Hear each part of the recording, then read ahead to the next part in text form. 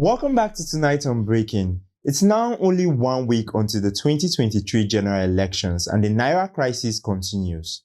If you recall, last week the Supreme Court issued an interim injunction restraining the federal government from suspending the acceptance of the old Naira notes on the February 10th deadline, which basically means that according to the Supreme Court, the old Naira can still be used as legal tender even after CBN's deadline. But the CBN and the FG have ignored the Supreme Court's ruling. No new directives have been given to the banks. The deadline for the use of the old Naira remains, and as a result, Nigerians across the country have started rejecting the old note.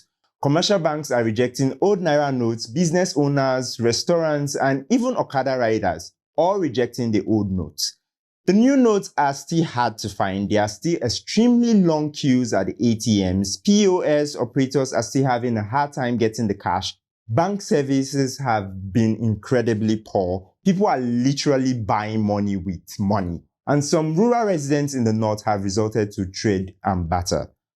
As you all know, trade by barter is an ancient system in which participants directly exchange goods and services. So for example, if I need a cup of rice and I have a cup of beans, I go out and find someone who has a cup of rice and needs a cup of beans. Then we exchange.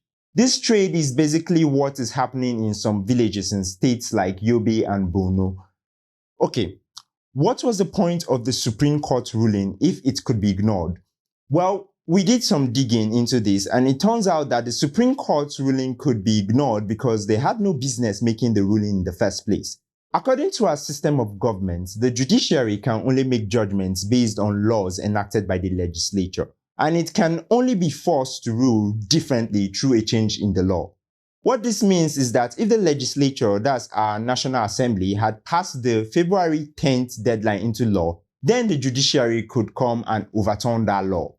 But the February 10th deadline was never a law. It was a directive to the banks from the CBN. So technically, the judiciary cannot overturn it, which is exactly why Emefiele and the president are ignoring the ruling. Think about it this way. It's like if during a football match, a goalkeeper leaves the penalty area to catch the ball. The goalkeeper cannot do that. They have to stay in the penalty area and only catch the ball if it enters the penalty area. The Supreme Court left the penalty area to make a ruling that they had no business in making. So where does this leave us? Well, I suggest we all need to find something of value and get ready to start trading by barter, because this fight between CBN and the commercial banks is not ending anytime soon. Now, the president has not completely ignored the plight of Nigerians. On Thursday, he released a broadcast in which he acknowledged that the transition to the new Naira note had some unexpected issues, but that the policy has actually helped to mop up 2.1 trillion Naira of money that was not in the banking system. He said that the immediate aims of the policy are to bring this money into the banking system in order to lower inflation and curb corruption in the upcoming election.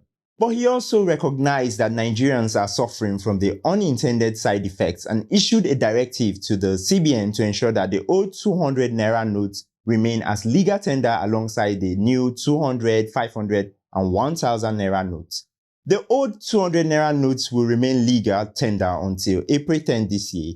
The old 500 and old 1000 Naira notes are still no longer legal tender.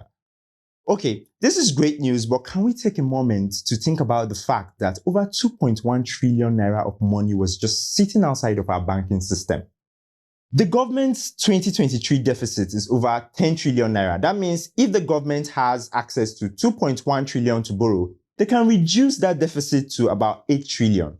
Guys, this is a really big deal because it's 2 trillion Naira that we don't have to borrow from the IMF or from the World Bank at ridiculously high interest rates. By putting our money in the banking system, we the people would literally be lending our government money to help cover the deficit.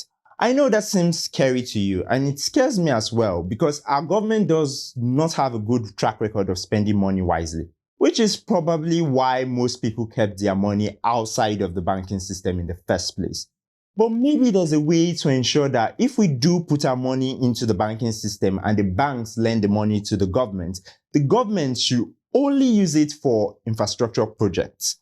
Our money should not be used to support the salaries of civil servants. Now, while the president and the federal government are trying to manage the situation, at least 10 state governors, all from his own political party, have taken him to the Supreme Court, demanding that the federal government should allow the old notes to remain as legal tender alongside the new notes. Some governors have even gone as far as to threaten that they will revoke bank licenses. Why are the governors fighting against this? And they are from the same political party as the president. I mean, we all know that money is important to political campaigns, and you can't buy votes if you don't have money. You can't disrupt elections if you can't pay thugs, and thugs do not take transfer. Guys, that's all for tonight on Breaking. I'm Johnny Woody. It's just a week to the presidential and National Assembly elections. Do you know who you are voting for yet?